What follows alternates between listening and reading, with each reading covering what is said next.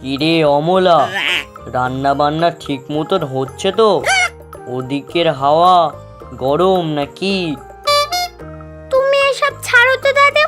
রান্নাঘরে ঝামেলার মধ্যে তুমি আবার এসবের মধ্যে ঢুকতে যাচ্ছ কেন? হ্যাঁ, তা তুই ঠিকই বলেছিস। ওই সংসারের বেশিরভাগ উৎস ওই রান্নাঘর। আচ্ছা, তুই এসব জানিস কি করে বলতো? উমা, জানবো না কেন দাদু? আজ থেকে তো আমি কাজ করছি না। আমার কাজ করা 1-2 বছর হয়ে গেছে মনে হয়।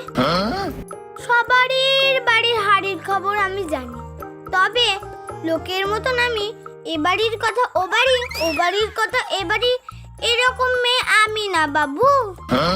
তুমি বলো দাদু, আমাকে যে এতদিন ধরে দেখছো, কখনো কারো অপকার করেছি? তুই হচ্ছি আমার ধানি লঙ্কা। তোর কাছ থেকে আমি কি কম উপদেশ নি রে?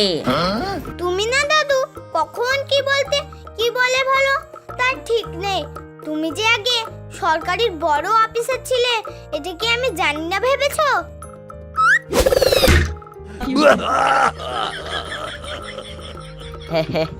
তুই আবার জানবি না, কাজের সাথে সাথে তো তুই গোয়েন্দাগিরিও করা জানিস। গোয়েন্দা না ছাই, এই বাড়ির কাজের মেয়ে আমি। তা ঠিক বলেছিস, তুই একমাত্র কাজের মেয়ে। তাছাড়া এই বাড়িতে সব কটা অকম্মার ঢেকি। আচ্ছা বল তো, তোর গিন্নিমা এত শোরগোল করছে কেন?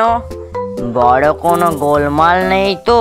আরে না না দাদু, বড় গিন্নিমা আর ছোট গিন্নিমা রোজ সকালের কাছে। ও তাই না? ওদেরকে আর একসাথে দেখলাম না। প্রত্যেক দিন ঝামেলা করেই যাই। যা যা, তুই এবার কাজে মন দে। এই তো বাবু, কাপড় কাচবো, জামা কাপড় মেলবো,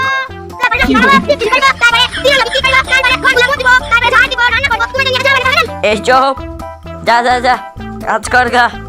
একটু নাম করলাম আর ওর বক বকানি শুরু হয়ে গেল। যা যা যা, তাড়াতাড়ি কাজগুলো শেষ কর গা।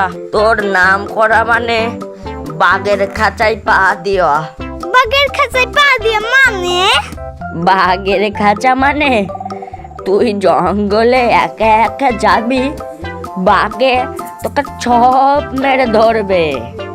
আর আমি যদি তোর একটু নাম করি, তুই আমাকে ছপ মেরে ধরবি।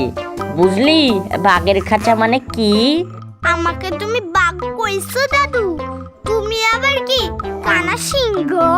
আর হ্যাঁ দাদু, কালকে যে দিদা তোমাকে লিস্টি করে বাজারে পাঠিয়েছিল, সেগুলো এনেছো? না হলে দিদার হাতে কিন্তু আবার বকা খাবে। আরে যা, আমি তো বাজার করতে ভুলেই গিয়েছি। আর ওই লিস্টটাও আমার কাছ থেকে চিড়ে গেছে। দাদু, তুমি তাহলে একটু বসো, আমি লিস্টটা লিখে এনে দিচ্ছি তোমাকে। না হলে কিন্তু দিদা বিশাল বকুনি দিবে তোমাকে। না না, তোকে আর কষ্ট করে লিখতে হবে না, আমি ঠিক মনে করে নিয়ে আসবো। বুঝলি তো? যা, তুই কাজ কামগুলো আগে সেরে নে। দাদু, তুমি আর যেন সেদিনকার মতন ভুল করো না।